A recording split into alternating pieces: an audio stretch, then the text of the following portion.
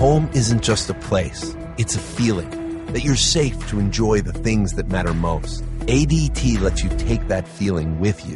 Whether you're at home, your business, or online, we help keep you safe. With security systems, home automation, alarms, and surveillance, so you can feel at home wherever you are. Go to ADT.com to get that feeling for less than $1 a day. ADT. Home, safe home. This is the Best of Mike and Mike podcast. Subscribe now by going to the Listen tab in the ESPN app. The Best of Mike and Mike. It is Mike and Mike here on ESPN Radio and ESPN2. Stu Gatz, Mike Golic Jr. with you on Labor Day. Good morning, Mike Golic Jr. Stu Gatz. Yes. Good to see you up in Bristol. How? Why? They asked me to do a show in September and not November or December, and so therefore... Good point. Therefore, I'm up here doing it. How? Like, you asked that, like, was that a how, like, you were invited back to do this show because you screwed it up so badly last time, or just how, like, why is a guy from South Beach coming up to Bristol, Connecticut? Pretty much, yeah. How are they able to drag you up here, what I'm guessing was against your will, on a holiday that you could have had off? Like, you were defying so many of the Stugatzian fraudcasting school principles by working on a holiday in a place that you don't live. That's a very good point. How about this holiday, Labor Day? Is it a... Because I believe that Labor Day is the most conflicting of all the holidays. It's a confusing holiday. Does Labor Day make you happy or sad? Oh, sad. So last night I was at like a Labor Day barbecue. Right. And I realized at the end of the meal, this meal signifies that summer is technically over. Correct. Like, this is like a funeral. It's terrible. A funeral? That bad? I mean, it's the end of summer. Like, the only plus is that I did have like the fall chills moment the other day. Right. Where I was walking home and I looked inside the door and I saw college football was on TV and I got a light breeze and I was wearing a hoodie and I realized, oh my God, fall football is here. That part was great, but the death of summer sad. It is. It's You're right. It's conflicting. It is. It's the most conflicting of all the holidays. I really believe that because listen, Thanksgiving, right? You get off that Thursday, essentially Wednesday. You're done for the week. Yep. And it's a feel-good holiday, and you're with family. You're watching football on Thursday. You're watching some football on Friday. You're eating a lot, which we all know you and your family like to do. Yep, relax the waistband. Right, Christmas, Hanukkah, impossible for that not to be fun. But Labor Day is kind of one of those conflicting holidays where you get the Monday off. That's the good thing. The bad thing is, you're right. It's the end of summer. Kids are going back to school. I remember growing up feeling depressed on Labor Day. I mean, you get to 45, Mike, you just stop caring, okay? One day bleeds into another. Yeah, no, you stopped caring about a lot of things a long time ago. You stop caring about just about everything, with the exception of work and, and stuff like that. But you stop caring. That's an exception? Yeah, I don't care about work either. So, but yes, it's a conflicting holiday from this standpoint. You have the Monday off. That's the good thing. The bad thing is, Tuesday is school. Real life starts again. The summer's over. That's really, it's really, when you break it down, it's not that conflicting. It's just a depressing holiday. Yeah, no. So happy Labor Day, everybody. Hope you're enjoying it wherever you are. Get ready for the Monday scaries this week. We pushed them off a night, but they're still coming. Mike and Mike on ESPN Radio and ESPN2. We are presented by Progressive Insurance. All guests appear on the Shell Pennzoil Performance Line. You can tweet us anytime through the 1-800-Flowers.com Twitter feed. It is at Stugat790, at M. Golic Jr. 57. Mike, let's get it rolling here with Off the Top. Now, they have left me to my own devices here. Yeah. I have the Greeny soundboard open here. I am terrified of the Greeny soundboard. I'm just going to hit buttons left and right the entire morning here. I don't care if they make sense or not. I'm just going to hit buttons. Like, that's what I'm going to do. Let's try. Should we try one out right now? Yeah, let's go. Brooks is freaking out. Go ahead and fire this bad boy up. Well, what are we supposed to do right now? We're supposed to do Off the Top? Off the top, yeah. Go ahead. Let's see if I have the right bed here. Hold on. Give me a second. Hold on. Close. Nope. All right. Close. Let me try this. Is that it? No, I'm getting there. All right, let me try this. It's time for At the Mics. No. But we're at Mics. You and I are at the Mics. There's Off the Top. There it is. Wow, they took control from you. Brooks, did you hit that? Yeah. You hit that for me? Oh, No. yeah. Give me Brooks, listen to me right now. Hembo, are you communicating with Brooks right now? I can. You tell him. Has he cut off me being able to use the soundboard? Off the Top. You stop hitting that button, Brooks. You stop right now. Hit it again. Off the top. Hembo, are you communicating with him? I can. We just You tell him to stop hitting that button, Sure thing. and I want access to this board again. Tell him right now. The top. Brooks, let me try to hit it. Off the top. Yeah. The remix. The remix version. Hold Yeah. up. Brooks, let you and I hit it at the same exact time here, okay? 1, 2, 3. Off the top. Yeah. Look at Herm Edwards. This is the remix. Mike, going well. Before I get to off the top, Yeah. tell everyone we're in the makeup room before the show. Herm Edwards comes strolling in. He's been up since 3 o'clock working out. Oh, yeah. Tell everyone what Herm Edwards said upon seeing us. Oh, no. Oh, no. He almost turned around in the room. He immediately regretted coming in to do his hit this morning on what was at one time a prestigious flagship program for ESPN that we have now commandeered road freight train to hell. Win the game. Off the top. All right, go Joe. Down 34 points in the third quarter. I went to sleep last night. I thought this game was over. UCLA rallied to beat Texas A&M and complete the second largest comeback in FBS history. Bruins quarterback Josh Rosen, who sits at number 3 on Mel Kiper Jr.'s 2018 big board. The Jets' offensive line. Oh, that poor kid. He'll be playing behind that line next year. He threw for 491 yards, including 292 yards, 4 touchdowns in the fourth quarter of last night's game. UCLA comes back to win that game. Mike, your thoughts? I got something later for a lot of Josh Rosen haters that were out early in full force last night, because that kid was getting beat up all game last night going into that fourth quarter. He has very little help out there, if any, and he still made it happen. On 3rd and 7, down 44-10 with under 4 minutes left in the third, UCLA had a 0.33% chance to win. It's the 5th most improbable comeback in a game involving Power 5 teams in the last 10 seasons. Take that one. Yeah, it's pretty incredible what happened. I went to sleep. That's happened to you before, right? You go to sleep thinking the game's over. You wake up, you're like, what? I was exhausted last night. I Yeah. looked down, and I had been on the Josh Rosen bandwagon all Sure. preseason, defending this kid, saying that this is prime for a comeback season because he was injured at the end of last year. People wanted to hate coming off all his comments about school, and he just let them all have it. Rosen was in the zone, and it's brought to you by AutoZone. Drive the new Duralast GT brake pads, proven tough from the tracks to the streets, and sold only at AutoZone. Get in the zone. AutoZone. It's kind of interesting because I was thinking last night as Rosen's having that bad game, many of the big-time quarterbacks, the quarterback that Mel's talking about, that are going to top 10 next year in the NFL draft, they didn't get off to a good start. None of the guys. No, it was except for Josh Rosen, who in the fourth quarter last night kind of fixed that. In the hot seat bowl, by the way. Jim Mora and Kevin Sumlin both sitting there before the game, basically waiting to let the win or losses judged by 18 to 22-year-old kids govern the future of their employment. What a life. All right, Stanzik, let's hit this one together. Ready? 1, 2, 3. Off the top. Yes. The remix is better, is it not, Mike? I tell you, people are clamoring for it. Yes. Florida State quarterback DeAndre Francois will miss the rest of the season after suffering a patellar tendon injury Saturday against Alabama.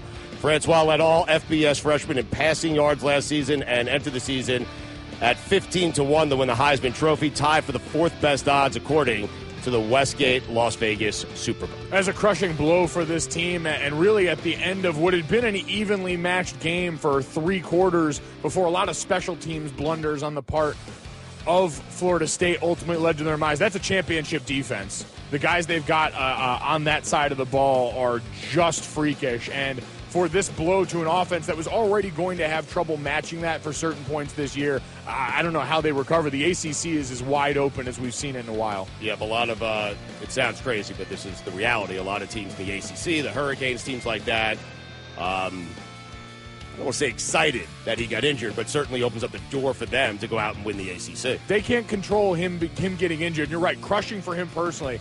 I was on teams back-to-back. One of my best friends playing quarterback tore his ACL tore his knee up Halloween weekend in consecutive seasons. Right. And it has an unbelievable effect on the dynamic of your team. But if you're Florida State, this is kind of the time for it to happen. You have time to break in whoever the backup is going to be. I believe it's a true freshman or a redshirt freshman quarterback behind him. So going to have a lot of growing pains. Mike at Mike is presented by Progressive Insurance. Our guest list today, Herm Edwards, 6:30, Phil Steele at 7 o'clock, Albert Breer at 8, and Booger McFarland at 9 o'clock. All phone guests join us via the Shell Pennzoil Performance Line. If you miss any of those guests, you can listen to all 4 hours of Mike and Mike on demand in the ESPN app. Mike, you know what's going to happen with this injury to DeAndre Francois is a lot of people, because there was discussion leading into the weekend, do you want big games like this to start the season? Florida State, Alabama.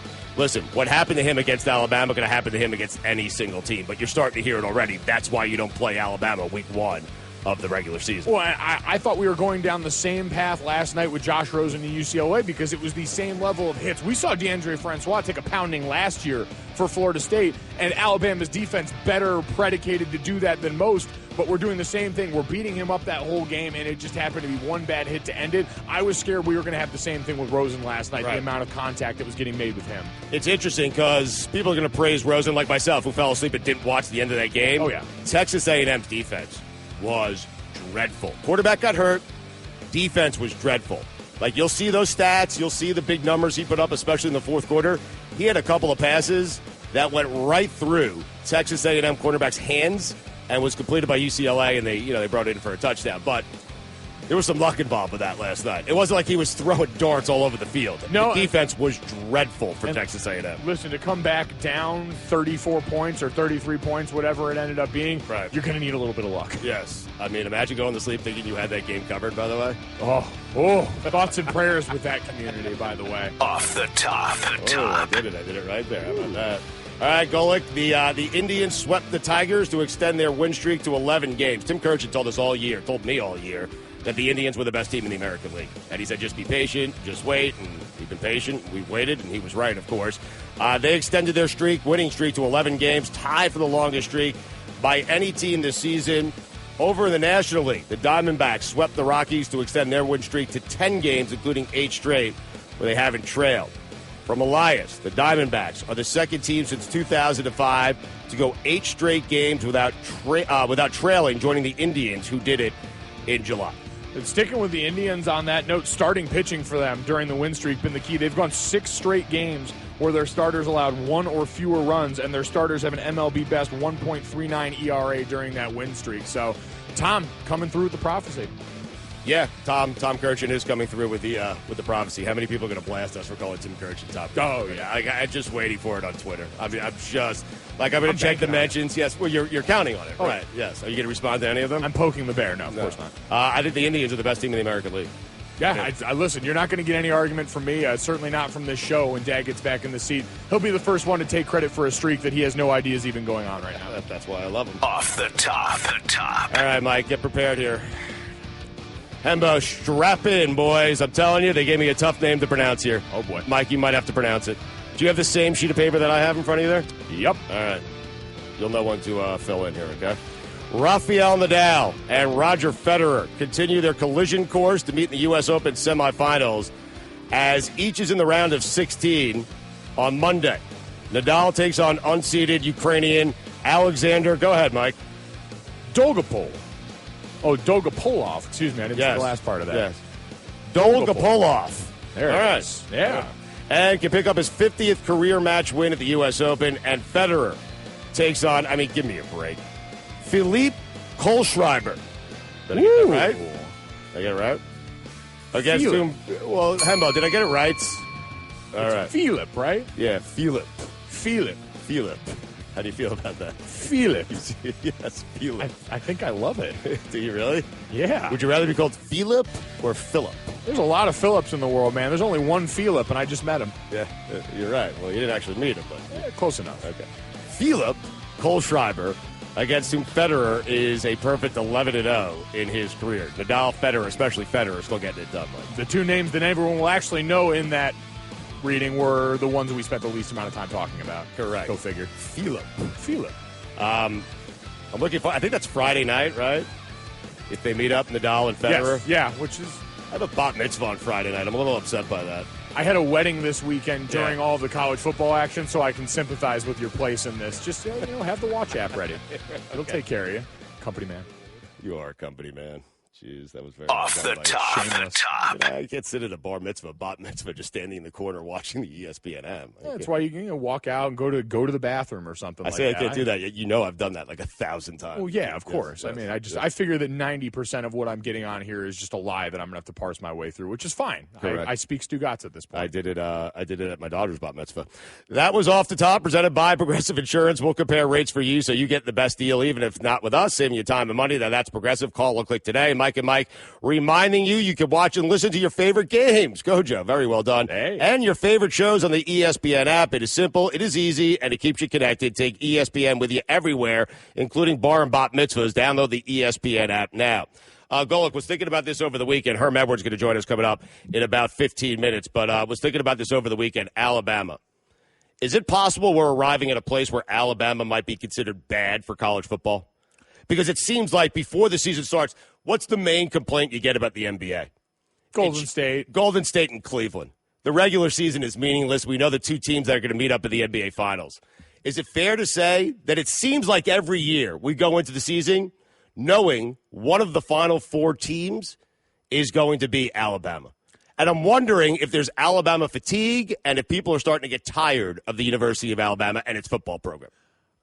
I'm sure part of that – I'm sure people are. Now, part of the reason why I don't really care, I don't have the fatigue, is I enjoy seeing people get beat by Alabama the way I got beat because it makes it seem less bad for when it happened to me. But for the rest of that, I'd agree in college football that the playoff has started to become a lot of the same names. And the way I look at it is this. Alabama seems the most bulletproof of this bunch right now. So I'm rooting for the Ohio States of the world, the Clemsons of the world, to maybe falter a little bit this year so we can get some of that new blood in the college football playoff. Because it's basically been Alabama, Clemson, Ohio State, some combination of the two there, and then insert, a Michigan State, an Oklahoma, a Washington. So we just need a few more of those names to get mixed into the bunch, and Alabama's not going to be the one left out. They're the only team that's made the CFP all 3 seasons. It's just like, for me, I don't know. I'm watching them play Florida State. It's kind of a weird weekend in college football because the games that you expected to be exciting were not exciting. There were some exciting games, but the 2 games you really thought were going to be exciting, Alabama, Florida State, the Gators, and Michigan, were kind of dreadful, boring games, right? But I kind of was thinking about it over the weekend. Man, I'm just tired of this team.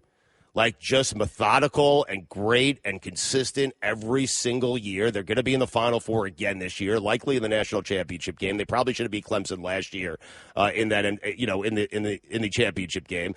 And I find myself getting tired of Alabama, its program, and Nick Saban. But I think a lot of people would argue they're good for college football. It doesn't matter. A dynasty is good for any sport. Yeah, and I guess for me, I can't quit them, especially watching them on defense. Right. If you gave Alabama because Jalen Hurts is a good quarterback for what they're asked to do there. Sure. He's not a guy that I think is going to light up the stat sheet anytime through the air, which is, I think, a lot of people would change their opinion on Alabama if you could have more of a dynamic passing attack, because we always hear about the boa constrictor with them on offense, the way they wear teams down, use that running game to grind teams, and then in the second half just sort of take over. That's not really sexy as a viewing product, but watch their defense and watch Minkah Fitzpatrick and watch these absolute cyborgs they've got on their defensive line. It is one of the most terrible. Every year they just lost Jonathan Allen. They bring back, Deron Payne is one of the few guys they bring back on that D-line, and it's a lot of new faces we're going to get to know, and they're all some of the most terrifying young men I've ever seen. And watch the way they play defense compared to the rest of the way college football plays defense is startling. Well, what's the difference there? What are you saying there? Like, what are they doing differently? Athleticism at every position. When you look, especially in the back end, Minkah Fitzpatrick's the name I bring up. When you look at what they're able to do with the amount of athleticism they've got at every position, because most places, if you've got great DBs, it can help mitigate what is a less than stellar pass rush. You've got a great pass rush, you can cover up on the back end. They don't need to do any of that, so they can disguise things. They can send in multiple packages. They can play this more closely to its NFL counterpart than most college defenses can. College, a gross disparity in the talent department from the Sunday product, which is why usually it turns a lot of people who are Sunday fans off. No. If you like NFL football, you'll love watching Alabama and Florida State's defense. Watch them all year. That is a stellar group. Mike, who are some of the teams? And listen, I understand what you're saying. For me, I don't know. I'd like to see some different teams in the Final Four, and my fear is Alabama's just going to be there every single year. It's a tribute. Here's the biggest Mike, here's the most impressive thing that Nick Saban has done with that program. Go ahead. Name the great quarterback that he's had during this run. Name a single great quarterback that he's had. Because quarterback, the most important position in sports. We all know that. Certainly at the NFL level, it is the most important position. Nick Saban's been able to go on this run without a quarterback who's been successful at all in the NFL. Maybe A.J. McCarron's been the most successful quarterback he's had during this run. It's almost been a throwaway position. This is the first time since 2013 they've even returned a starter at quarterback, had the same guy come back, and it was one who started as a true freshman for them last year, and in his own ways rewrote a lot of the Alabama records. What he's able to do, especially his component on the ground as part of their ground game, is the difference for that team on offense. Like, they've got great running backs and they've got a great offensive line, and Calvin Ridley at wide receiver is going to be that next sort of dynamic guy, maybe not into the top end production we've seen from some of the Alabama wide receivers as of late, but he's got that deep threat for him. Jalen Hurts in their run game is going to be the reason they contend for a title again this year. It's it's interesting though that he's been able to do this with basically with great skill position players. He's had great running backs. He's had great wide receivers. He's had great guys on defense. We know that. He's been able to do it without quarterbacks. Well, yeah. And the one team that beat him was Deshaun Watson, who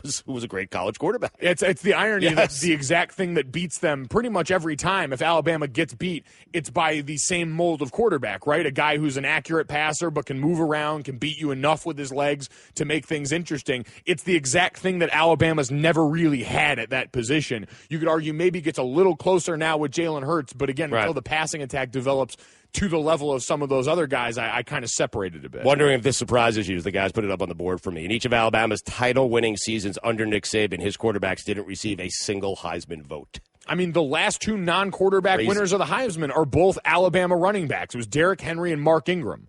Yeah. Yes. I mean, just incredible. That's incredible. That's the way they've built it. It's the machine going in Tuscaloosa, and it's not coming off the rails anytime soon. The best of Mike and Mike. It is Mike and Mike here on ESPN Radio and ESPN2. We are presented by Progressive Insurance. All guests appear via the Shell Pennzoil Performance Line. Albert Breer going to be there in a half hour, 8:05 Eastern. We'll have Booger McFarland at 9:05. We'll get to what game is it that we're playing here coming up, Mike? Is it over-under? Is it next question? Because I love Mike and Mike. What I love about Mike and Mike is they play it's just the same game, three different ways with different titles. It's true or false. It's fill in the blank. It's off the top. It's really just the same game. I'm peeling back the curtain here, and I'm letting you see what goes on in Mike and Mike. They're all the same game.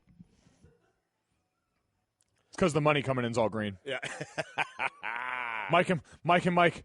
Yes. On the rise? Yes. Yeah. Printing Put it on the poll. Are Mike and Mike on the rise? Printing money. Yeah. Put it on the poll, please. Are Mike and Mike on the rise? At Mike and Mike on Twitter. Is Mike Golick Jr. on the rise? 57% of the audience says yes. You are on the rise. I voted no. Okay. So did I. Is Tom Brady on the rise? That's a funny question. 59% of the audience said no. I disagree with that. I think Tom Brady's always on the rise. It's debatable. I think he's been on the like he hasn't stopped rising yet. Yes. It's right. He's still rising. He's still rising. Yes. At some point he's going to go the other way, right? That's kind of the debate we're talking about. Do you think when I'm dead, long after I'm dead, Tom Brady will still be throwing for 45 touchdowns and winning Super Bowls? Somewhere, maybe not in the NFL, but somewhere. I'll tell you as a Jet fan, just get out of my life. Just get out of my life, please. Does Labor Day weekend make you happy or sad? 61% of the audience said happy. Wow. Makes me sad. You know what? What it is? That's parents voting because their kids are going back to school. That's it. That's why I figured it would make you happy. Yeah, your kids have been home for 2 weeks. No. My kids are already back at school in South Florida. They've been back for a while. Yeah, so I've been happy for a while. So this today doesn't do anything. These are parents who picked up their kids from camp 2 weeks ago. They're already sick of their kids, and now they want them to go back to school. So those are the people who are voting. It's a happy day for them. They get a Monday off, and their kids tomorrow going back to school. I'm telling you, that's what it is. Labor Day means you have to actually come back to work soon because it is the fall, and so it is thus a sad time for you. Is Stugotz on the rise? 60% of the audience said no. That's where I like it. That's where I want to be. Hey, right there. Listen, I was going to say I don't like. Please, if I can skew the vote at all, I don't like this. Right. Okay. Because if I'm on the rise, that means people are going to start expecting things from me. And a long time ago, you told me that this is all about managing expectations, and I really need to keep those low. Like, Dad's great. Keep expecting a lot out of him. He's been doing this a long time. He's a professional. Just keep looking at me as the nepotism case. Put me over in my corner here, and I'll be happy to thrive in my own little world. Okay, listen, man. I love you. I don't care about the nepotism stuff. You get here how you get here. Everyone has their own path, and your path is through your dad. And I'm good with that. I'm fine with that. It's a great path. Yeah, it's a great path. I mean, listen, you never had to do some of the stuff that all these guys are doing here that I had to do. Yep. Overnight board hopping and all that stuff. You never had to do it, but who cares, man? Yeah. You get here how you get here, and that's it. I mean, I always say the lazy river, you let the river take you where it takes you. You just let life take you where it takes you. And your life is taking you right here because your dad's a big star. Yep. No, listen, the lazy river took me directly to the walk-up pool bar. Yep. Congratulations to Great. you. We're going to do our next question in a second. Hembo's going to read us the questions. We're going to give our answers here. But, Hembo, what happened to you in the cafeteria? You went to get some oatmeal, and what'd you get? We had a breakfast snafu this morning. Yeah, what happened? So every morning, Yes. one of the perks of working on Mike and Mike, free breakfast provided to the staff. An enormous luxury. Mm-hmm. They bring it over on a cart, too. Correct. They have to go nowhere for this. And it's warm. Wow. And I every day get warm oatmeal with raisins. This morning, I got this. Mm-hmm. That is a bowl of marinara sauce. It's a bowl of cold marinara sauce. Are there raisins in it?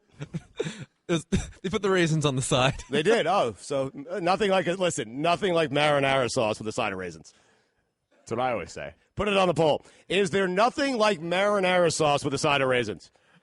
Put that on the poll. I get it. It's the holiday crew, Yeah. and I'll give them the benefit of the doubt, but this is probably not going to go eat unless you guys would Hembo, like how much money do I have to give you from my wallet for you to put the raisins in the marinara sauce and eat like a quarter of that bowl? I'll do it for $20. All right, I'll pay. I'll gladly pay you $20? $20. I'm not doing next question until you do it. I'll throw in 20, and we're not doing next question, which is your time to shine. Okay? Yeah, this is you. Yeah, this is your time to shine. But So raisins in the cold marinara sauce for $20. Hold on, let's establish this. And by the way, the thing that Mike and I think is funny that our producers don't, we'll do that at 8:30 because we weren't prepared for it. Yep. In no way. I'm just telling you. We botched it all. No one was. It was prepared so for bad. It. I want to make clear what the stakes are here. Yeah. No. Okay. We need a minimum number of raisins consumed in all of this. By Okay. the way. So $20 from you. Yes. $20 from me. He has to start doing it. Travis, are you throwing in $20? Oh, he's throwing in $5. Okay. Okay. All right. We got another All $5. right, That's $45. $45. None from the control room. Stanzik says nothing. He wants to get to next question already. Brooks is furious with me. Everyone is furious. It's chaos. Yes. We might not be invited back. In fact, did someone on Twitter kind of suggest that to us? Yeah, at John Adelon says having run a radio station, Mike and Mike with Golick Jr. and Stu Gatz is hilarious. Might not get invited back, but that's not important. Well, we don't care. But today we're hilarious, and I take that back. I do care. I want to be invited back here. Oh yeah, I love doing this show. This is the dream. This is you getting to drive the ship. Yeah, this is the dream. Mike Right. and Mike, you come in, you get to sit in the chair. How's it feel, by the way? Feels great. You did a lot of adjusting in the chair. You made yourself taller today. I did, yeah, because I look back. You and I have done this before. I look back and I looked very tiny next to you, and I needed to raise the chair. I mean, you're a lot taller than I am, but everyone's a lot taller than I am. Yeah, no, I mean, blaming the chair for your posture is an interesting way to go about it, but Right. Well, okay. We need to establish this. This is very important. yeah, back to the important. Because now the show's been completely derailed, and that's where I like to be. I like it to be derailed. I like us to have no idea what's going to happen next. Hembo, we have $45 for you to eat the tomato sauce with a side of raisins. Now, you're going to dump the raisins in there. You have to eat all the raisins. Okay? You have to dump the raisins Probably in about 3 dozen raisins in this cup. Okay. Do we want to tease this? Do you want to do it right now? You have 40 because I'm telling you, I'm not doing. I don't care. I'll sit here till 10. I'll sit here till tomorrow. Okay? I'm not doing next question until you eat all of your breakfast. All right, let's tease it. You want to We'll tease come it? back with the guidelines, and then I'll go. All right. You All right. excited? I am excited. I want to see him eat all the raisins out of the marinara sauce, and I like the fact that it's marinara sauce, and that's bad enough, but he threw in there that it's actually cold compared to the warm oatmeal he's used to. that is somehow a factor in all of this. The heat of the marinara sauce is offensive to Hembo through everything else. All right, coming up next, we'll see if we get to next question and if Hembo eats the marinara sauce with a side of raisins. But first, a word from AutoZone. What are we doing? I'm not entirely sure. We're having fun. Defense? This is how you have fun. Yes. Listen, everyone who does a show in the morning is how you have fun. That's what you do. Laugh a little, smile a little, have fun. You're doing sports radio for a living. Don't plan for things. When in doubt, just push next question. Hey everyone, Mike Golick here. Support for Mike and Mike podcast comes from our friends at Rocket Mortgage by Quicken Loans. Chances are you're confident when it comes to your work, your hobbies, your life. Rocket Mortgage gives you that same level of confidence when it comes to buying a home or refinancing your existing home loan. With Rocket Mortgage, you can apply simply and understand fully so you can mortgage confidently. To get started, go to rocketmortgage.com/Mikes. Equal housing lender, licensed in all 50 states, NMLSconsumeraccess.org number 3030. Home isn't just a place, it's a feeling. Whether you're at home, your business, or online, ADT helps keep you safe. With security systems, home automation, alarms, and surveillance, so you can feel at home wherever you are. Go to ADT.com to get that feeling. ADT. Home. Safe home. It is Mike and Mike here on ESPN Radio and ESPN2. We are presented by Progressive Insurance. All guests appear via the Shell Pennzoil Performance Line. Albert Breer going to be there in a half hour, 8:05 Eastern. We'll have Booger McFarland at 9:05. We'll get to what game is it that we're playing here coming up, Mike? Is it over-under? Is it next question? Because I love Mike and Mike. What I love about Mike and Mike is they play it's just the same game, 3 different ways with different titles. It's true or false. It's fill in the blank. It's off the top. It's really just the same game. I'm peeling back the curtain here, and I'm letting you see what goes on in Mike and Mike. They're all the same game. It's because the money coming in is all green. Yeah. Mike and Mike. Yes. On the rise? Yes. Yeah. Printing Put it on the poll. Are Mike and Mike on the rise? Printing money. Yeah. Put it on the poll, please. Are Mike and Mike on the rise? At Mike and Mike on Twitter. Is Mike Golick Jr. on the rise? 57% of the audience says yes. You are on the rise. I voted no. Okay. So did I. Is Tom Brady on the rise? That's a funny question. 59% of the audience said no. I see. I disagree with that. I think Tom Brady's always on the rise. It's debatable. I think he's been on the like he won't. He hasn't stopped rising yet. Yes, it's right. He's still rising. He's still rising. Yes. At some point, he's going to go the other way, right? That's kind of the debate we're talking about. Do you think when I'm dead, long after I'm dead, Tom Brady will still be throwing for 45 touchdowns and winning Super Bowls? Somewhere, like maybe not in the NFL, but somewhere. I'll tell you as a Jet fan, just get out of my life. Just get out of my life, please. Does Labor Day weekend make you happy or sad? 61% of the audience said happy. Wow. Makes me sad. You know what? That's what it is? That's parents voting because their kids are going back to school. That's it. That's why I figured it would make you happy. Yeah, your kids have been home for 2 weeks. No. My kids are already back at school in South Florida. They've been back for a while. Yeah, so I've been happy for a while. So this today doesn't do anything. These are parents who picked up their kids from camp 2 weeks ago. They're already sick of their kids, and now they want them to go back to school. So those are the people who are voting. It's a happy day for them. They get a Monday off, and their kids tomorrow going back to school. I'm telling you, that's what it is. Labor Day means you have to actually come back to work soon because it is the fall, and so it is thus a sad time for you. Is Stugotz on the rise? 60% of the audience said no. That's where I like it. That's where I want to be. Hey, right there. listen, I was going to say, I don't like, please, if I can skew the vote at all, I don't like this. Right. Okay. Because if I'm on the rise, that means people are going to start expecting things from me. And a long time ago, you told me that this is all about managing expectations. Right. And I really need to keep those low. Like, Dad's great. Keep expecting a lot out of him. He's been doing this a long time. He's a professional. Just keep looking at me as the nepotism case. Put me over in my corner here, and I'll be happy to thrive in my own little world. Okay, listen, man. I love you. I don't care about the nepotism stuff. You get here how you get here. Everyone has their own path, and your path is through your dad. And I'm good with that. I'm fine with that. It's a great path. Yeah, it's a great path. I mean, listen, you never had to do some of the stuff that all these guys are doing here that I had to do. Yep. Overnight board hopping and all that stuff. You never had to do it, but who cares, man? Yeah. You get here how you get here, and that's it.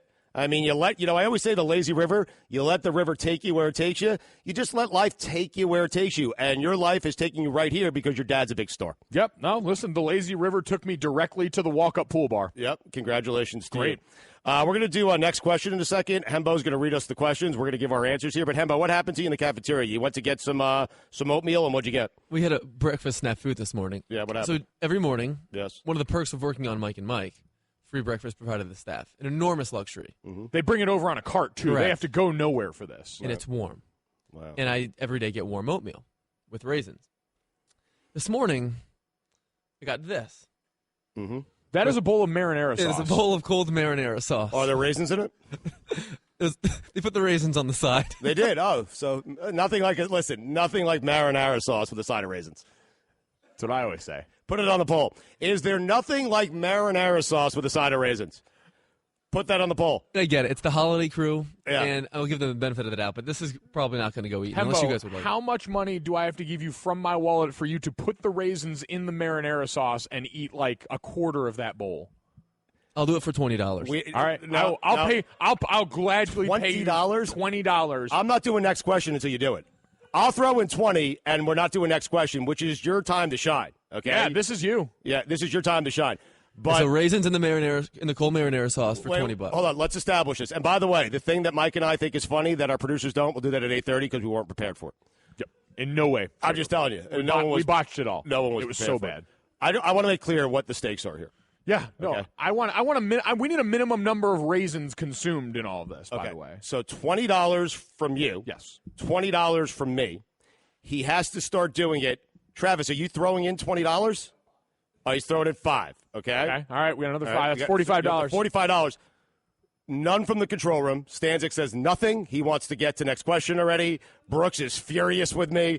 Everyone is furious. It's chaos. Yes.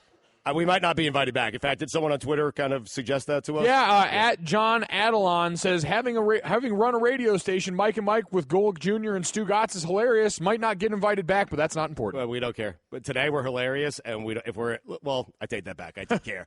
I want to be invited back here. Oh, yeah. I love doing this show. This is the dream. This is you getting to drive the ship. Yeah, this is the dream. Mike Right. and Mike, you come in, you get to sit in the chair. How's it feel, by the way? Feels great. You did a lot of adjusting in the chair. You made yourself taller today. I did, yeah, because I look back. You and I have done this before. I look back and I looked very tiny next to you, and I needed to raise the chair. I mean, you're a lot taller than I am, but everyone's a lot taller than I am. Yeah, no, I mean, blaming the chair for your posture is an interesting way to go about it, but Right. Well, okay. We need to establish this. This is very important. yeah, back to the important Because now the show's been completely derailed, and that's where I like to be. I like it to be derailed. I like us to have no idea what's going to happen next. Hembo, we have $45 for you to eat the tomato sauce with a side of raisins. Now, you're going to dump the raisins in there. You have to eat all the raisins. Okay? You have to dump the raisins Probably in about there. 3 dozen raisins in this cup. Okay. Do we want to tease this? Do you want to do it right now? You have 40 because I'm telling you, I'm not doing. I don't care. I'll sit here till 10. I'll sit here till tomorrow. Okay? I'm not doing next question until you eat all of your breakfast. All right, let's tease it. You want to We'll tease come it? back with the guidelines, and then I'll go. All right. You All right. excited? I am excited. I want to see him eat all the raisins out of the marinara sauce, and I like the fact that it's marinara sauce, and that's bad enough, but he threw in there that it's actually cold compared to the warm oatmeal he's used to. that is somehow a factor in all of this. The heat of the marinara sauce is offensive to Hembo through everything else. All right, coming up next, we'll see if we get to next question and if Hembo eats the marinara sauce with a side of raisins. But first, a word from AutoZone. What are we doing? I'm not entirely sure. We're having fun. Defense? This is how you have fun. Yes. Listen, everyone who does a show in the morning is how you have fun. That's what you do. Laugh a little, smile a little, have fun. You're doing sports radio for a living. Don't plan for things. Push next. When in doubt, just push next question. The best of Mike and Mike. It is Mike and Mike on ESPN Radio and ESPN2. Stu Gatz, Mike Golick Jr. filling in for Greedy and Golick. Guys, we'll be back tomorrow. We are presented by Progressive Insurance. Albert Breer going to join us in just a minute here on the Shell Pennzoil Performance Line. Talk some NFL football with him. I have requested here the gentleman, for those of you just joining us, Hembo went to get his normal breakfast. Whoa. He asked for oatmeal. He got cold tomato sauce with a side of raisins. And I have requested the guy from the cafeteria to come on the show. The guy who made this egregious mistake and gave Hembo the wrong breakfast. I want him on the show. I want to talk to him about it. And by the way, he better not get in trouble. No. Whoa. He better yeah, not get in yeah. trouble. Oh, wait a minute. Yeah. Make this very clear. Hembo, are you upset about this at all? It looked like you actually kind of enjoyed that. Not in the slightest. My stomach is a bit sore. Okay. But I'm $100 richer. That is true. He's got a $100 in his pocket. Made money. But yeah, to your point, no one should get in trouble with this, but we do have controversy. Oh, we do. Because I'm wondering, see if you can find the Law and here, play with the board. There's a Law and Order done somewhere on that board. Oh, okay, never mind. They did Man, it. why are those guys hitting it, man? Just hit something else to punish them. All right, hold on. There you go. Yeah. Is this what you're looking for? Yeah, I know you. Why do you guys always got to do that? My parents' sex music, you freaks. Is that their actual... I mean, I don't know. I hope not. Like I'm. You know what? That was a very odd question for me to ask. If you actually knew what their song was in the bedroom, that would be I'm sorry for asking that No, question. yeah, I mean, yes. that's your parents, too, so that's kind of messed up that you would even want to go down that road. But it's been, like, enough of that. Like, you know, like, how damaging that's been to me mentally? Right. I mean, when you were in the womb, you didn't hear this? If I was in the womb, I hope not, because I was already there. Like, it would have been... Yeah, but they could... It would have been pre-me hearing. Very good point. All right, so what's the sound that you're looking for? It's not this? It can be, yeah. How about this? Ooh, yeah, uh-huh. What are you looking for? I forgot. I've totally lost my... No, just keep hitting That. buttons. Okay, Oh, there yeah, it that is. one. There it Yeah, is. no, Go because ahead. there's a controversy All right, go ahead. in all this. So on the Mike and Mike staff, they get their breakfast delivered here. That hasn't trickled down to first and last yet.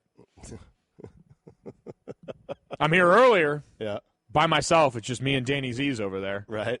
That's the show you do every day? Yeah, it's the show I do every day. Right. That no one really, you included, pay attention to. But Right. Mike, it's at 4 a.m. all right. So anyway, we don't get breakfast delivered. They get breakfast delivered here. And we found out that it's actually really difficult to ever change your order. Like, this is something that you basically, once you lock your order in, it's there for like the next couple of months, and it is really difficult to change. So Hembo's order has been the same for a while, which leads me to believe that someone's got it out for Hembo. Like, someone actually went out here and tried to sabotage. His girlfriend has the power to change it, though. What do you mean that's Ooh. false? What do you mean that's false? What, she doesn't own you? She That is doesn't govern false. you? Well, that She is doesn't true. make the rules for you? Are you willing to say that on air, that you wear the pants in that? I am not. Okay. You're not. You're not willing to say that on air. I hope not. Well, Hembo, is this the one? Is your girlfriend? Is she the one? That's a very challenging question. You to guys ask Well, I say don't anyone. care. I'm asking you the question. Do you so guys please say I answer. love you? Yeah. I hope so. We do. You do. Oh, You wow, say I love congrats. you. How long have you been dating her? Over a year. How old are you? I'm 27. You're 27. I am. Do you think maybe, perhaps, this is? I do. Okay. I do. Take your time. I'll keep that in mind. Just think about it. I mean, she could be the one, and She that's could. fine. And what I'm telling you is, don't ask her the big question. Don't pop the question for at least another 5 years. Have you been thinking about that? Now, is Stugat the person I should be seeking relationship advice from? Is Yes, my I am question. actually. Yes. Okay. Stu Gotts, the same person who on air with me said that after his first date, what did you do after your first date with your now wife, Abby, the love of your life, the mother of your children? I went to after a your strip very club. First date? Say it again. I went to a strip club After your first date. after my first date. Well, because, listen, it was the first date, okay? And I realized right then and there that this was the one. And I realized the days of going to the strip club were numbered. And what she did on the first date is we had a very nice dinner. And then we went to a bar right across the street. And I got a little kiss. And that kiss was enough. And then because she's, she's not the type that will do that on the first date. She went home, she went her way, and I went my way. And she went to her house, and my way was to a strip club. And that's where I went. So, because I knew the days were numbered that I would go to a strip club. And then when I was done with the strip club, I went home. I don't know why I did this. I smelled so bad, but I've told you this before. I doused myself in gasoline. Because the smell from the strip club was just so horrendous that I felt the need to do it. I don't know why. I just Glitter's did it. got a strange odor like that. It sticks with you. It's weird, It right? finds its way into all the crevices. Yes. So, Hembo, 5 more years. That's Would have preferred if you gave me 100 ones instead of just a $100 bill. Given this backstory. That would have worked better, yes. Honestly, with Stu Gotts too, like I don't know if we can put this on the poll, but are Stu Gotts' strip club days really numbered? Because I don't believe that either. No, they're not. Right after the show. When's your last time? Last night. Albert Breer, the MMQB.com, is ready to join us here on the Shell Pennzoil Performance Line. I'm sorry that you had to walk into this, Albert. My apologies. But good morning to you. Thank you for the time. No, I'm always up for some good strip club talk. If you guys want to do that instead of talking NFL, I'm game. All right, go ahead, man. Give me your strip club story. Go ahead. Have at it. Oh, well, I think you find out a lot about your friends and their preferences in strip clubs, and so just I have a couple of friends who I found out a lot about in strip clubs, and I'll leave it at that. I hope they're listening so they can hear that, and they're probably scared to death now. But All right. I found out that they've got certain preferences that I wasn't aware of until I got them in that environment. Yeah, I got to tell you something. Your analysis, it's better than your NFL analysis, which is great. But your strip club analysis is amazing because you are dead on. You will learn a lot about your friends, things you never knew about them when you hang out with them for a couple hours at the strip club. Glitter and perfume is truth serum. It is Hey, there's no more honest place than a strip club, right? No, there's no. That is exactly right. Albert Breer, the MMQB.com, joining us here on the Shell Pennzoil Performance Line. Give me, Albert, the transaction over the weekend. Brock Osweiler to the Broncos. Anything that happened that surprised you the most?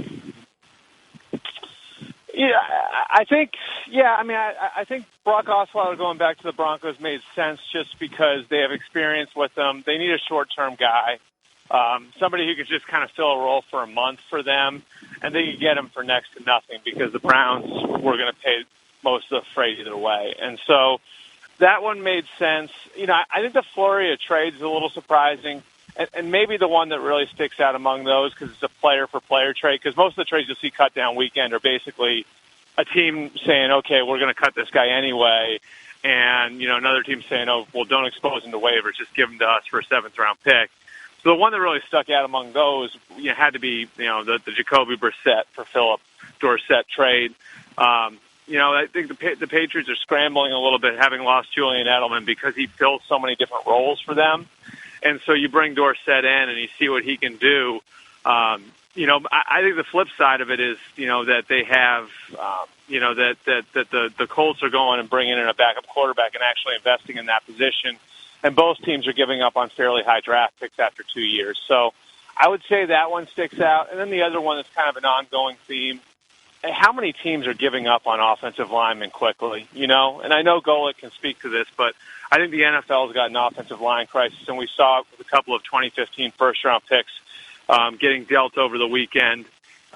You know, it's that there are lots of teams out there, the Vikings, the Panthers, the Broncos, where you can see the Bengals. You can say their seasons really swing on whether or not, you know, their offensive line situations work out, and you see the issues NFL teams are having in drafting and developing offensive linemen with a couple of the former first-rounders. Cam Irving was one of them that got traded over the weekend. Talking to Albert Breer on the Shell Pennzoil Performance Line, and I'd agree, one team that doesn't have those issues, the Dallas Cowboys, but waiting to find out what's going to happen with Ezekiel Elliott's appeal. What do you anticipate at this point in time? What do the Cowboys need to be prepared for with this? Well, I think when Zeke decided that he was willing to press the nuclear button here and take this thing to court, the likelihood became that he's going to play in 2017 and that he's got a good chance to play 17 or 16 games in 2017. And so, you know, the key word is now temporary restraining order. Can he get the temporary restraining order granted by the court in Dallas? And if he can get that, then he's in really good shape because, you know, we know how long these things take as they snake through the courts. He's going to have to prove two things to do that. One, he's going to have to prove that he'd suffer irreparable harm, which I think will be fairly easy for him to do if he serves a suspension. And then the second thing is that he's got a reasonable chance to win. And that's where the Brady case kind of comes in, you know, because I think the argument against him having a reasonable chance to win is that, you know, the ruling in the Brady case set precedent that the commissioner's got broad powers in these cases. And so that's kind of the uphill climb. But if he can get that temporary restraining order in the court down in Texas, then, you know, chances are that no matter which way Harold Henderson rules here, he'll have a good chance of playing 16 games in 2017. All right, Albert, I want to stay right here for a second with Zeke Elliott. When do you expect that we'll get Harold Henderson's ruling on the appeal? I think today or tomorrow, in all likelihood. They want an answer. And, you know, I think part of this, you can go back to the Brady case with this one, too. Part of this is going to be whether or not Zeke's willing to pull the lawsuit. And I don't have any indication that he's willing to pull the lawsuit. You know, I think this is one of those cases where the league would say, well, if you assume some guilt and not go to court with this, then, you know, we'll show a willingness to cut down that suspension a little bit. I don't expect that's going to happen. I could see maybe a conditional reduction of the suspension. You know, but right now with Zeke having filed the lawsuit, it seems like this thing isn't going to be over in the next couple of days unless Harold Henderson decides to vacate the penalty altogether.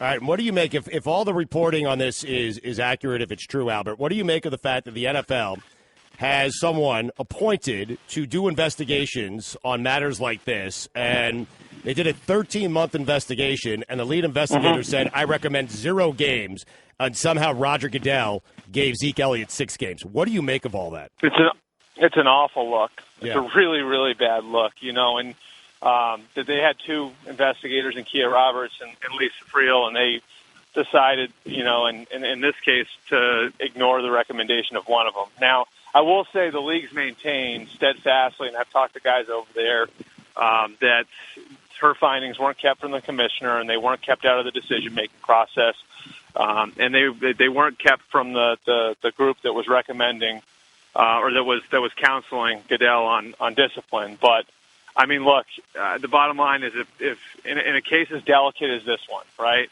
where if you're going to stick that label on a player, if you're going to put that scarlet letter on a player, it's going to be almost impossible for him to get it off, right? Like domestic abuse is one of those things that it's just, if you're guilty of it, it follows you for the rest of your life. And there was someone in this case who said there should be zero penalty and that there wasn't enough evidence here. And you went ahead and suspended him for 6 games anyway. It's at the very least a bad look, and it leaves some questions to be answered. Talking to Albert Breer of the MMQB.com.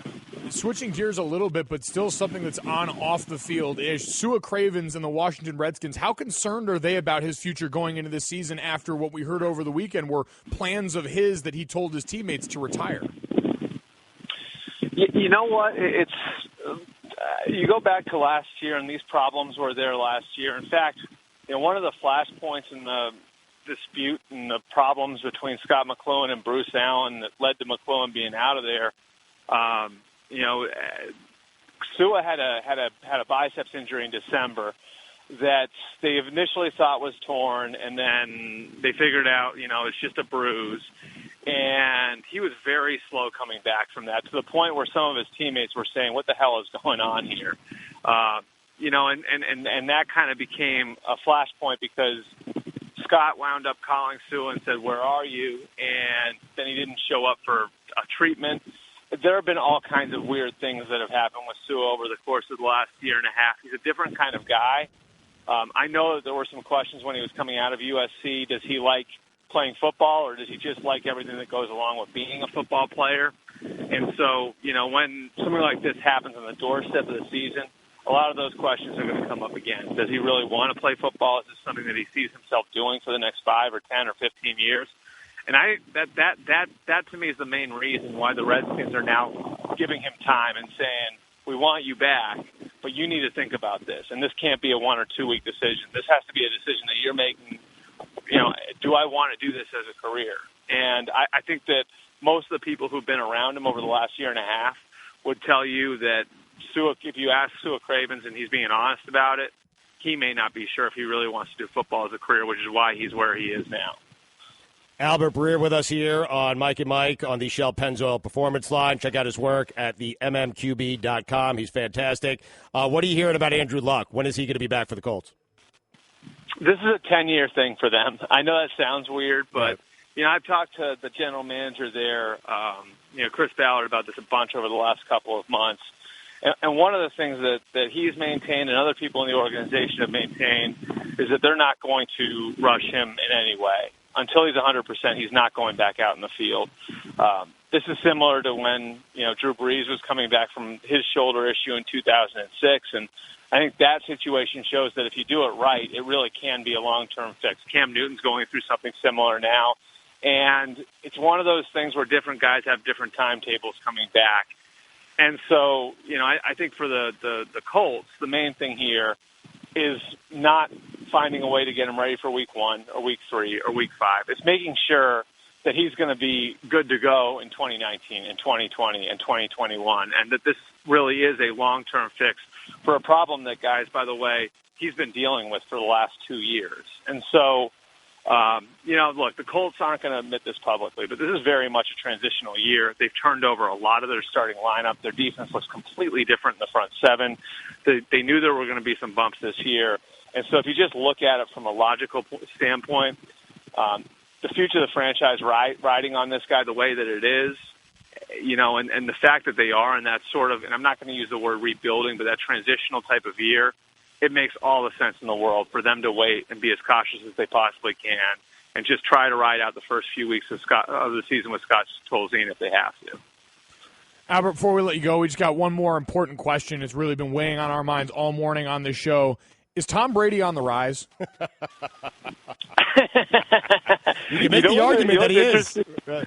You know what's interesting about that question, though, is like when I was out at their camp, right? So I think one of the real intriguing things to watch, because I think the most underrated storyline of the NFL season was the Patriots holding on to Jimmy Garoppolo based on what they could have gotten for him.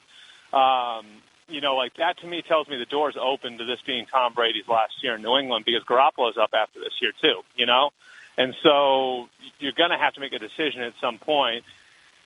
And so I thought one of the most intriguing things to watch when you went out to Foxborough this summer was, what's the gap look like between those two? As Jimmy Garoppolo closed the gap? And I think Jimmy's going to be a good quarterback, but I can tell you the answer to that question is no.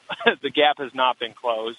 And I think in a certain way, the whole Jimmy Garoppolo's presence, the fact that they spent a high draft pick on him, the fact that they've held on to him into the last year of his rookie contract, it feels to me a little bit like that's almost lit another fire under Tom Brady, where you've seen him, and I'm not saying that this makes a huge difference on game day, but on the practice field, it's almost like he has this other gear now. And I know that sounds crazy because he's 40 years old, but I'm just telling you, like, I was one of those guys who was under the impression, and I've been around him for a long time, 5-6 years ago, that maybe he'd get past Montana, that would secure his legacy, and he'd walk away. I no longer think that has anything to do with his motivation. I think he just loves it so much. He just can't imagine a day of his life not being a professional football player now, and he'll do anything to hold on to it. And I think you've seen that with that gap that he's maintained between him and Garoppolo and the way that they practice and have practiced over the last few weeks. And I think the result of it, health permitting, is that we're going to see the same Tom Brady in 2017 that we saw in 2017, despite what precedent would tell you about age and quarterbacks. So, yes, he's on the rise. I don't know about rise, but, I mean, I'm maintaining at 40. I'll tell you what, we all know what happened to Brett Favre at 40. We know what happened to Peyton Manning at 39, and I guess that cliff could be there, and Brady could fall off of it. Right. But if what we've seen this summer is any indication, and, what he looked like in that Lions preseason game is any indication, it doesn't look like he's slipping much. Sounds like he's on the rise. Yeah, it does. All right, I want to play something for you. I want to play Ed Orgeron. I'm going to ask you to do something here, and hopefully you'll do it for us, okay? Here's Love Ed. Coach O. You like Coach O? Okay, so you know the Love sound, Coach you know O. his cadence, right? I maintain that his voice, Yep. no one's voice, no coach's voice matches the region, the city that he coaches in more so than Ed Orgeron. Here is Ed's voice. They're tough defense. It's hard to run the ball against them. They're playing tough coverage on us. We have to protect the quarterback, take care of the football down here. It's going to be a tough game.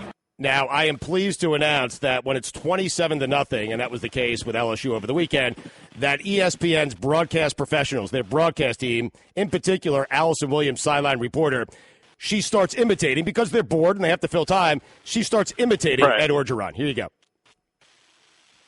Well, first of all, there's no pocket square. You know the best play football in there, bro. Don't you? That fumble play football in there, bro. There is guys. Go to the movies with Darius, and he's sitting next to me and my wife, and I can't get a word in there. I can't watch the movie because Darius just keep on talking.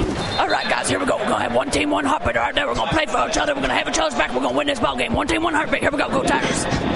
God, I hope he didn't hear that. He was awfully close for that. I think he's got other things on his mind. Allison, you got some Cajun in you?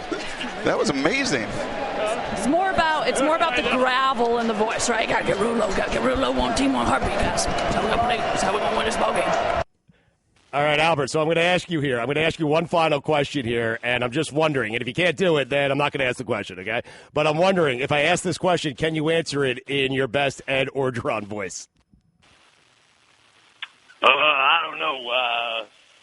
I don't know how to answer that question, fellas. I'm not sure exactly where you're going with this, but I'm not as good at that as Allison, I don't think. No, you're excellent at it. I just want to know, in that voice, in that exact was voice. That all right? Yeah, no, that was great. It was fantastic. Great. You want to hear Go and do it real quick? Because I'm going to ask you a question. I want you to answer it in Ed Orgeron's voice. Go do it real quick. I'm going to ask you a question real quick. I'm going to ask you a question, and we just need to answer in your best Ed Orgeron play, okay? You got to go Tiger. Okay, that's how you do it. You got it, Albert? Yours is fine. Gold's is better. You can get there, okay? I want you to answer in Ed Orgeron's voice. What were the Jets thinking trading Sheldon Richardson to the Seattle Seahawks?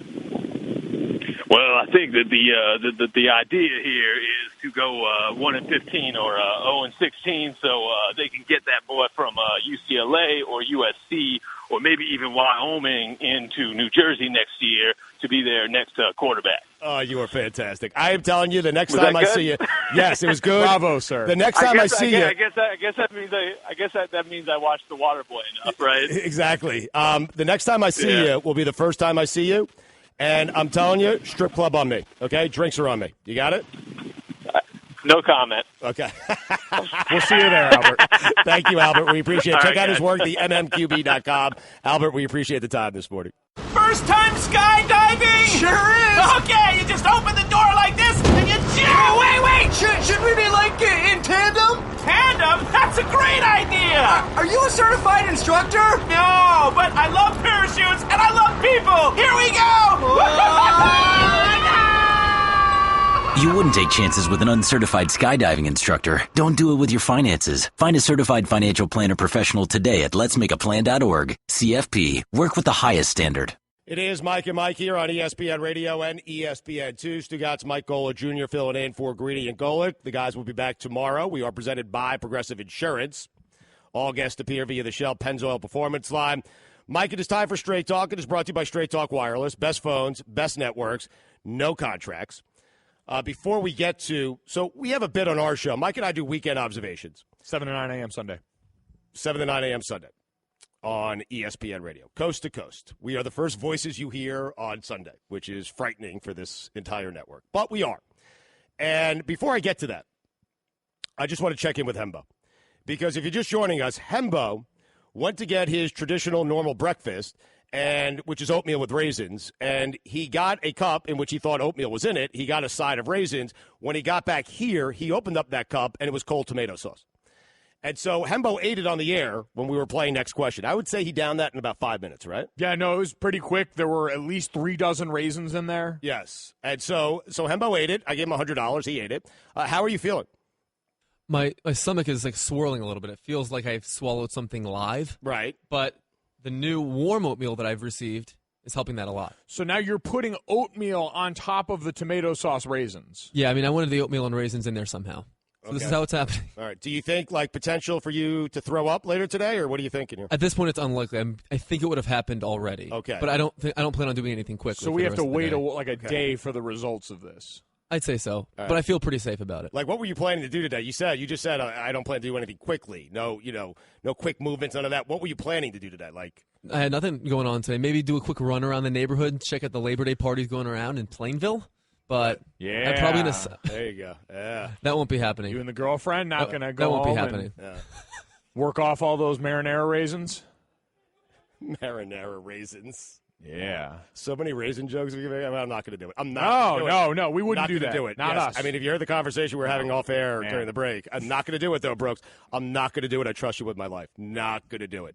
Brooks, I'm not going to do it. Not going to happen. Brooks thinks I'm totally going to do it. Oh, I mean, listen, we're not going to do it, though. Yes. But I'm going to do this, all right? Because Mike and I do a show, Weekend Observations, Sunday, 7 to 9 a.m. Eastern, coast to coast, ESPN Radio. And Mike Golic Jr.'s brother, Jake Golic, got married over the summer. And I marveled at this. Mike Golic Jr. was the best man at the wedding, and he delivered a best man speech. And I saw Mike Golic Jr. in a whole new light. I mean, emotional, and it was beautiful. It really was. I get goosebumps every single time I listen to it. And he delivered a beautiful best man speech at Jake's wedding. And so the first time we played it on our show, we decided it would be funny to have some other people kind of voice the best man speech. The debate going on right now is Mike and I, we find this to be funny. The producers of this show, Stanzik, Brooks, who I love, they don't think it's funny. We think it's funny. So we're going to play this for you, and I don't care. Like, if it falls flat and it's not funny, I don't care. We'll make fun of ourselves, and that's how we roll around here. Like, it's fine. I'm not going to be thrown off by it. We need to get down. We need to get to the bottom, Mike, as to whether or not this is funny or not, because you and I find it funny, but sometimes when you're in it and you're so close to it, you might find it funnier than other people do. You know what I'm saying?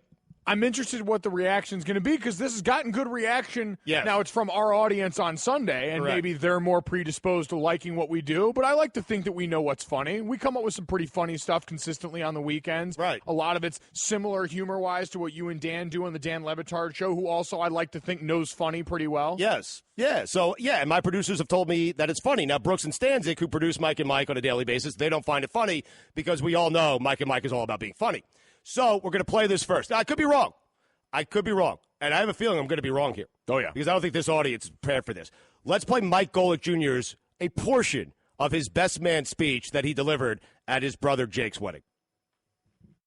Jenny, you're good for my brother in so many ways, and you make him happy in a way that I have never seen before, and I know we will never have to worry about seeing again. You will make an unbelievable little sister to me. You'll make an unbelievable sister to my sister, and I've spent my life judging people on how they treat my family and how they make the people that I love feel, and you make all of them so happy and so full of love that I think this is going to work out just fine. So, Jake, I've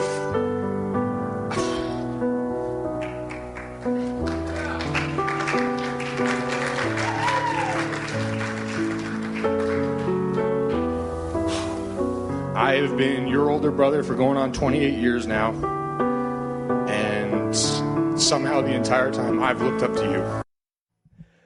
All right, so we all laughed at the same part. It's that dramatic pause.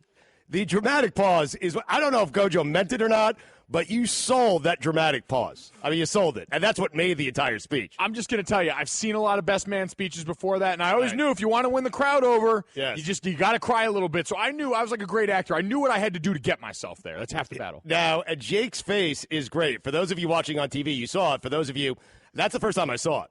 For those of you listening on the radio, you did not see it, but it's the kind of face you make like he's telling his brother to be a man. That's essentially what he's saying. I don't feel like he's really emotional. He's telling you to kind of butch up there. No, yeah, he's a little thrown off. Sappy, yeah. Yep. No. So I know what the audience is thinking. It was a great, passionate, emotional best man speech with a really dramatic pause. I know what you're thinking. You want to hear Mel Kiper Jr. deliver that same speech.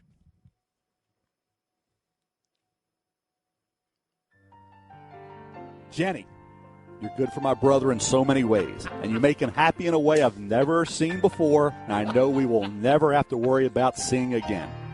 You will make an unbelievable little sister to me. You will make an unbelievable sister to my sister. I've spent my entire life judging people on how they treat my family and how they make the people I love feel, and you make all of them, every one of them, so happy and so full of love that I think this is going to work out just fine. So, Jacob, I've been your older brother going on 28 years now, and somehow the entire time, Jake, I've found myself looking up to you. Brooks reports back to me pretty quiet in the control room, and I'm telling you out here, everyone's laughing, Brooks. So I'm just saying. Yeah, early returns. We're just going to let the audience. We'll let the audience decide. Now I know what you're thinking. You want to hear probably the most credible voice we have at ESPN, Jeremy Schaap, deliver that same speech. Jenny, you're good for my brother in so many ways. You make him happy in a way I've never seen before. I know we'll never have to worry about seeing again. You will make an unbelievable little sister to me. You will make an unbelievable sister to my sister. I've spent my life judging people and how they treat my family and how they make the people I love feel. And you make all of them so happy and so full of love that I think this is going to work out just fine. So, Jake, I've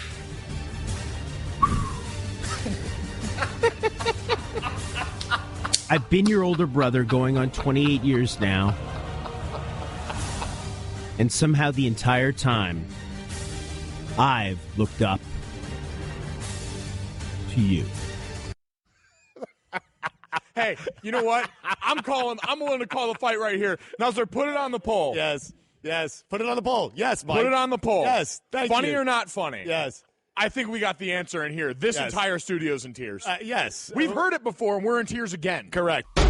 The best of Mike and Mike. All right, let's bring on our buddy Booger McFarland. He's our ESPN college football analyst, also a friend of mine, a friend of the show. Booger joins us right now on the Shell Pennzoil Performance Line. Booger, let's start here. Is Tom Brady on the rise? Well, I don't know if Tom Brady can rise any higher, guys. I mean, he's already won 5 Super Bowls, and he's married to Giselle. Like, how high can he get? Higher. I mean, I'm just curious. Okay, where's higher at, though? No, but we're just saying, like, it's actually a poll question that we've been debating today because you could actually make the argument at the age of 40, Tom Brady playing the position of quarterback better than he's ever played it. And so we were actually having some fun, but also kind of a serious debate as to whether or not he's on the rise. Well, I wouldn't say he's on the rise.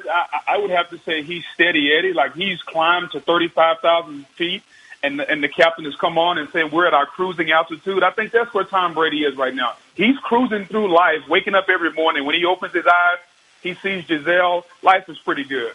Wow, this just in. Booger McFarland, ESPN college football analyst, saying Tom Brady's plateaued. It's the best it'll ever be. Hot take alert. Booger McFarland. I love it. Booger McFarland joining us on the Shell Pennzoil Performance Line. All right, Booger, this weekend, the big game of the night, Alabama, Florida State. Coming off this game, we've seen now DeAndre Francois is going to be out for the year. Is there any hope in your mind for Florida State and what's going to be a highly contested ACC this year? Well, I think there's some hope, but Jimbo's going to have to change his philosophy. If you notice in the game, they threw the ball a ton. And I thought that was the way to beat Alabama, even though Jimbo threw it a little too much. They're going to have to run the football a little bit more. They got a young freshman, Cam Akers, who was the best running back in high school last year, even though he played quarterback. They're going to have to utilize him more because the quarterback they're going to go to is a true freshman. And you know, just like I know, true freshmen, their snotty nose, their breath still smells like Similac, like they're really not ready to go. And so you're going to have to kind of bring them along slowly. And how do you do that? You got to run the football. So I don't think they're done, but their hopes are definitely a lot more drastically decreased than they were before the game.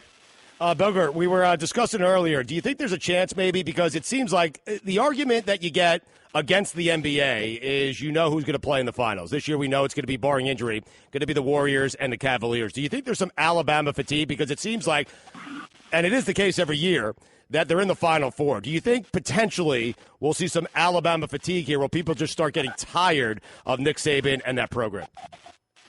No, I don't, because if you're tired of them, just try to beat them. And I think Dabo Swinney took that challenge on. And the last 2 years, you can make an argument that Dabo could have beat them 2 years in a row. They did split with them and get one national championship.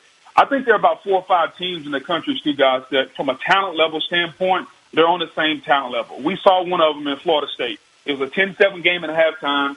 And if they don't make mistakes, Florida State is right there with Alabama. Ohio State, Clemson, those teams are right there on par with Alabama. And so I think when you start looking at the landscape of college football, I don't think it's like the NBA. I think it's like there are 4 or 5 teams, much like in the NFL. If I gave you 4 or 5 teams in the NFL, I think everyone feels like that we could pick the NFL champion. It's the same way in college, unlike the NBA, which really comes down to really 2 or 3. What does a team, Booger, like Penn State have to do to get themselves in that conversation? Your Big Ten champions from last year, won the pretty easy opening weekend matchup against Akron, but Saquon Barkley looks good. You bring back Trace McSorley. What is the ceiling like for this team? Well, I think the ceiling is high. I was going to say the ceiling is the roof, but we don't know where the roof is right now. So, what I'll say is that Penn State has the best player in the country in Saquon Barkley. You've heard it before, and I'll echo it. He's phenomenal. He can return kicks. He can catch it out of the backfield. And as a running back, if he's not the first running back taken when he comes out, somebody's really, really missing the boat when they watch film. As far as Penn State overall, Penn State's got to figure out a way to navigate through the Big Ten, guys. I think last year they won the Big Ten championship and didn't get into the college football playoff in large because they didn't play well against Michigan and Pittsburgh. So now, how does that change this year? They're going to have to figure out a way to get through that Big Ten, win a Big Ten championship, and hopefully that'll be enough to get them into the college football playoff. They're good enough. I don't think they're on par with Bama, Ohio State, Clemson, Florida State from a talent level, but I do think overall if the ball bounces their way, they can get into the college football playoff by winning the Big Ten, and then they have as good a chance as anyone else. Booger, over the weekend, we saw a lot of close games for some of the highest-ranked teams. USC, noteworthy, their game against Western Michigan. Are there any results from teams that are college football playoff contenders preseason that worried you enough to change your opinion? No, man, it's early, man. It's week one. It's kind of like when you guys started the show at 6 a.m. this morning, I mean, Stu Gotch was probably foaming at the mouth. You were probably half asleep. So you're better in hour 4 than you are in hour 1. We've gotten worse. No, I got to be honest with you, but we've gotten worse as the show's gone on. We peaked at around 8:30 this morning. That's really not a good thing. And I pray for Himbo. I heard Himbo eat the marinara and raisins. I wouldn't have done it, Himbo, so I'm praying for you. Hope your stomach holds up. But, when you start to look at where we are right now as far as the college football playoff, I do think overall that, we're in a very, very good position. I think if you're Florida State, if you're Clemson, if you're Alabama, if you're Ohio State, like if you're one of those teams, you feel pretty good about where you are right now. I'm not playing much into week one. Week one is week one. Those teams will get better. I think Florida State is really the only team that kind of feels worse today, not only because they lost, but they lost their quarterback. If they would have lost the game and kept their quarterback, I think they would still be in a decent position to get into the playoffs. So overall, no harm, no foul, week one. It was a great weekend of college football, unless you're Kevin Sumlin and unless you're Tom Herman. Yeah, and I was going to ask you, how does Texas feel today? How's Tom Herman feeling today? Well, Tom Herman should feel bad because, quiet as it's kept, he's been telling a lot of people that he feels like he could go 10-2. He feels like that the talent level was still there. As a matter of fact, Charlie Strong, on his way after getting fired from Texas, said the next coach should win 10 games. And when I watched Texas play on Saturday, guys, here's what I saw. I saw a team with an offense that scored a few points, a defense that was terrible, and a kicking game that was abysmal. Well, go back to 2016. What did we see in 2016?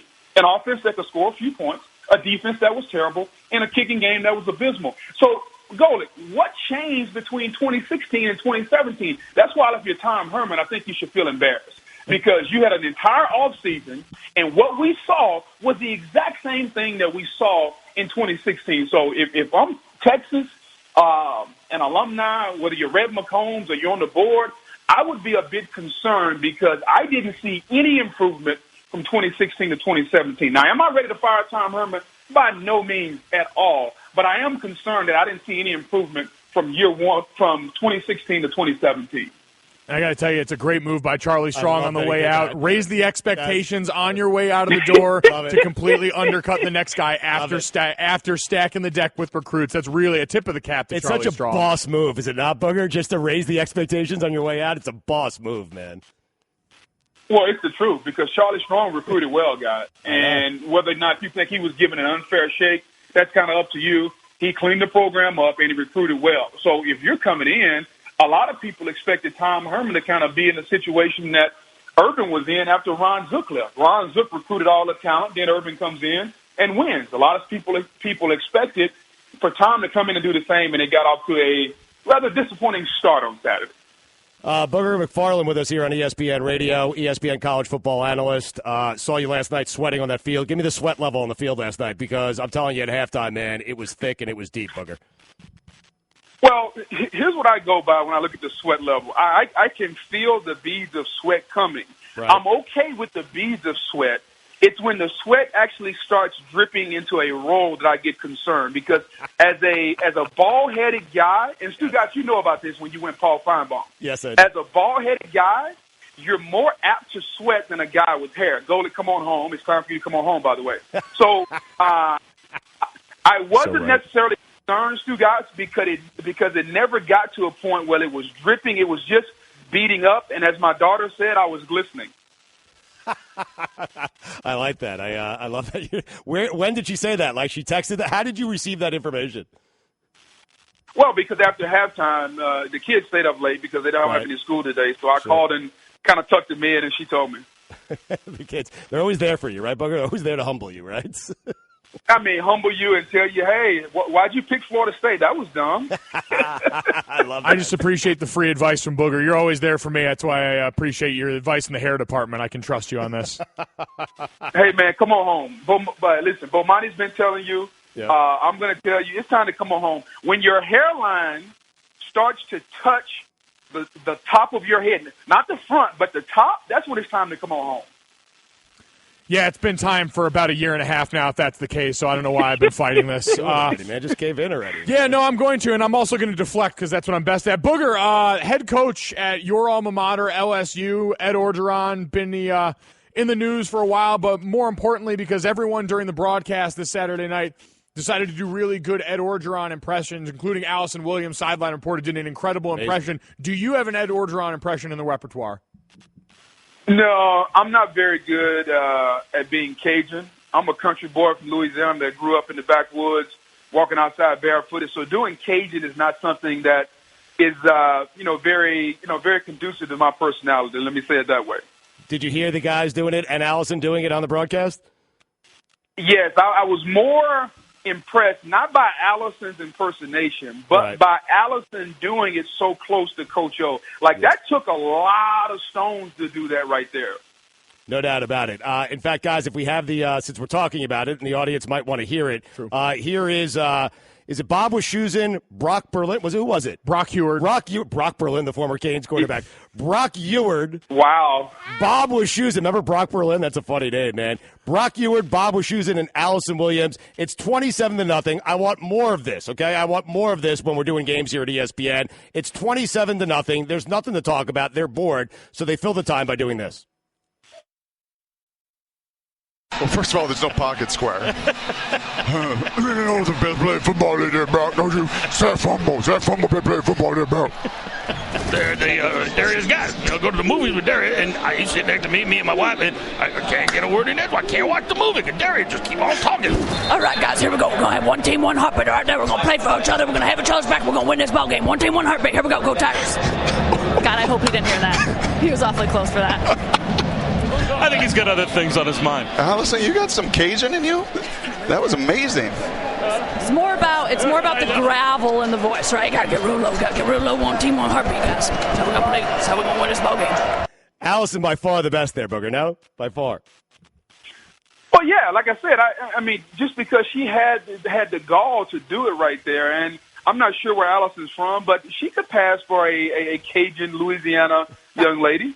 I want you to try it, man. Can you? Because everyone on the just a little bit. Booger. Everyone on the show has tried it. Listen. No, Booger, hold on.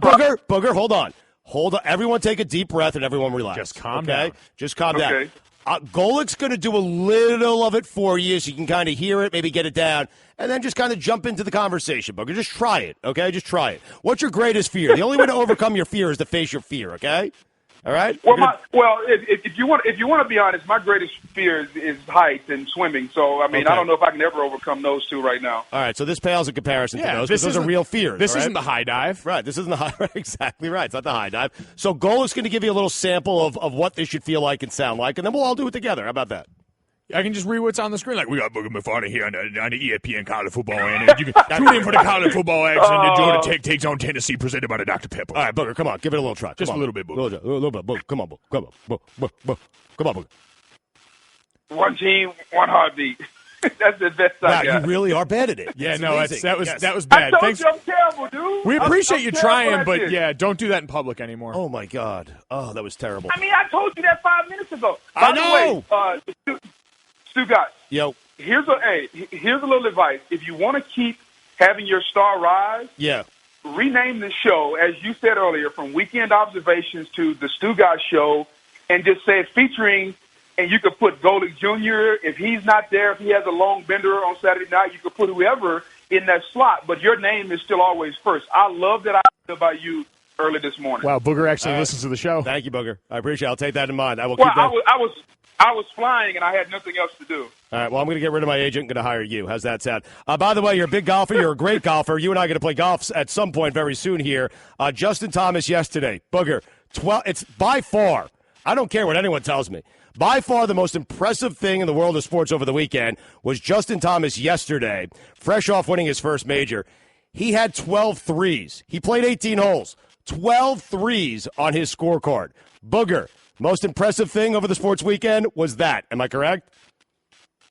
Absolutely. Listen, I marvel at those guys, especially Justin Thomas. When he was on, I believe it was 17 at Quail Hollow, when he hit a 7-iron, 225, I literally got up went out in my backyard and pulled a 7-iron out, and I swung as hard as I could, and I tried to hit it over the neighbor's house because it probably would have been 225 yards, and I couldn't even get close. Right. And so I marveled at how far those guys hit the ball. By the way, Stu got asked Drew Brooks what happened the last time he and I played golf. I know he doesn't have a microphone, otherwise I'd bring him in. Right. It wasn't a good day for Drew Brooks. Why, you beat him? I mean, he must have beat him. He didn't because win. I'm telling you, every time Brooks texts me and he's on the golf course, he's like 4 or 5 under par. And I haven't played with him yet, but he's claiming that he's shooting 68 every time, according to him. Right. All right. So you beat him. All right. So I'm going to beat you, though, Booger. I'm telling you that right now. And if I beat you, you have to work on your Ed Orgeron impersonation, deliver a better one than you just did, because you completely ruined the segment. But I love you anyway. We appreciate it. Hey, where's Libertar when you need it? That's all I got to say right now. No, where were you when I needed you? That was the question. That's the question. All right, get out of here, man. You had a busy weekend. I love you. I'll talk to you soon, all right? Thanks, Booger. Later, fellas. Anytime. First time skydiving? Sure is. Okay, you just open the door like this and you jump. Wait. Should we be like in tandem? Tandem? That's a great idea. Are you a certified instructor? No, but I love parachutes and I love people. Here we go. You wouldn't take chances with an uncertified skydiving instructor. Don't do it with your finances. Find a certified financial planner professional today at letsmakeaplan.org. CFP. Work with the highest standard.